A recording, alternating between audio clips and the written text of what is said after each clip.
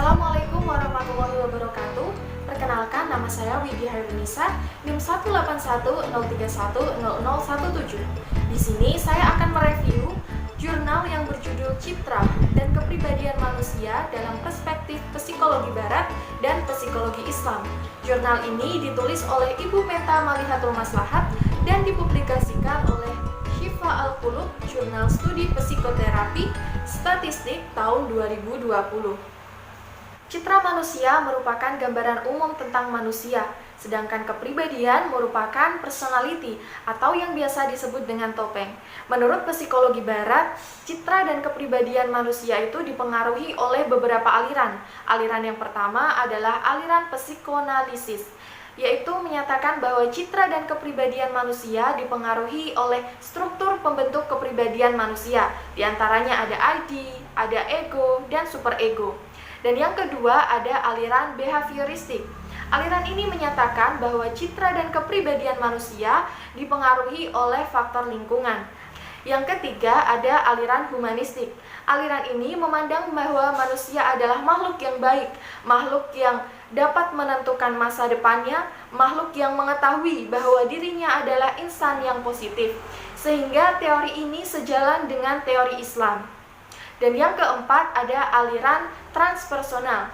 Aliran ini menyatakan bahwa citra dan kepribadian manusia dipengaruhi oleh fenomena-fenomena dan potensi-potensi tinggi yang berada dari dalam diri manusia sendiri, sehingga mampu menembus batas ego dan batas diri sendiri.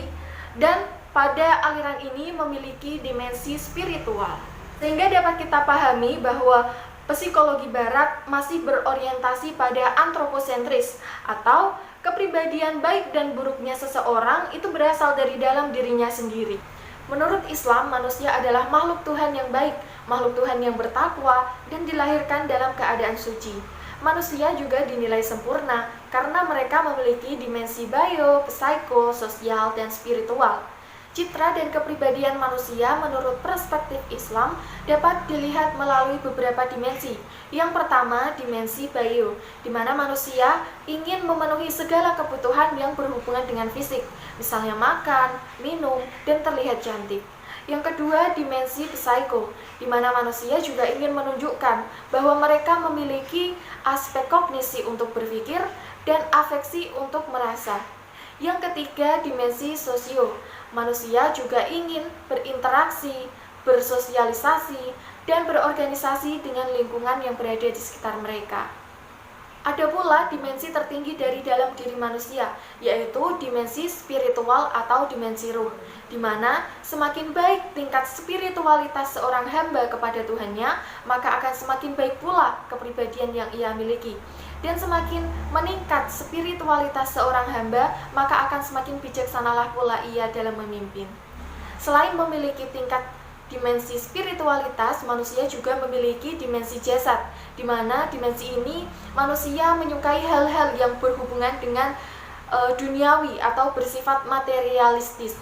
Dalam perspektif Islam, citra dan kepribadian manusia ini bersifat antropo-religius-sentris, yang artinya baik dan buruknya kepribadian manusia itu tidak hanya dipengaruhi oleh faktor yang ada dalam dirinya, tapi juga berkat campur tangan dan kehendak yang maha kuasa.